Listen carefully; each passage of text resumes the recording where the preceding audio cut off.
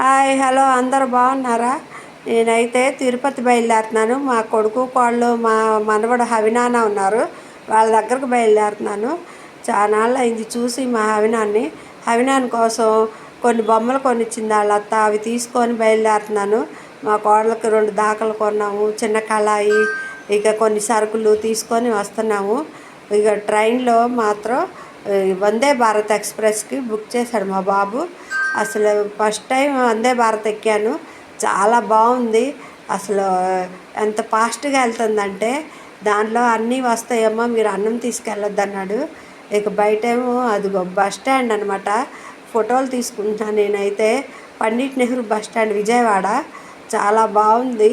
అసలు ఇదేం కృష్ణా నది చూడండి ఎంత స్పీడ్గా వెళ్తుందో, అసలు ఫోటోలు తీయటానికి కూడా కుదరటం లేదు నాకు.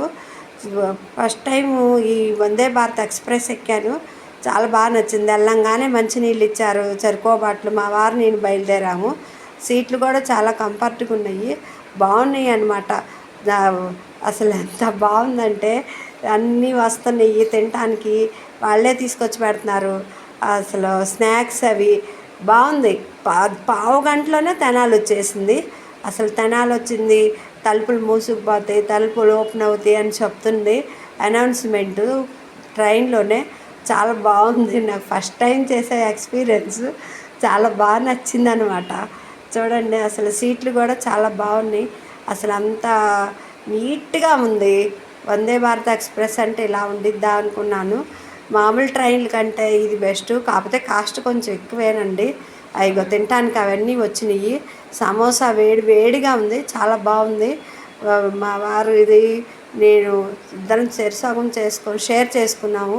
అవి అయితే అసలు మా హవినాన్ కోసం మళ్ళీ నాయన్నీ తీసుకొచ్చాను, హవినాన్ తింటాడేమోనని. ఈ సమోసా మాత్రం తిన్నాను, మిగతా అన్నీ తీసుకొచ్చాను. చూడండి తెనాలి వచ్చేసింది, అసలు వచ్చినట్లేదు, ఏమీ లేదు. ఎంత స్పీడ్గా వచ్చిందో. కరెక్ట్గా 4-5 కరెక్ట్గా 8:15 కల్లా దింపేసింది రేణిగుంటలో. చాలా బాగుంది. ఇదేమో స్నాక్స్లో ఇది ఒక మరమరాలు అవి టైప్లో ఉన్నాయి, అవి చాలా బాగున్నాయి అన్నీ. టేస్ట్ కూడా అదిరిపోయింది.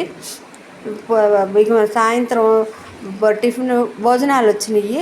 నైటు 7:30 కల్లా భోజనం వచ్చింది. అది కొంచెమేమో వెజ్ పలావు, ఇదేం పన్నీర్ కూర, పెరుగన్నము, బంగాళదుంపల కూర, ఇవేమో 3 చపాతీలు ఇచ్చారు. బాగున్నాయి అసలు. సింపుల్గా అయినా కానీ కడుపు నిండిపోయింది. తింటే మాత్రం ఇక చాలు. అది ఒక్కొక్కళ్ళకి ఆ లాస్ట్కి ఐస్ క్రీమ్ కూడా ఇచ్చారు. ఇది బాగుంది కదా, భోజనాల్లో పెడతా ఉంటారు. వందే భారత్ ఎక్స్ప్రెస్ అదిగో చూడండి, ఫోటో తీసాము, చాలా బాగుంది, నాకు బాగా నచ్చింది.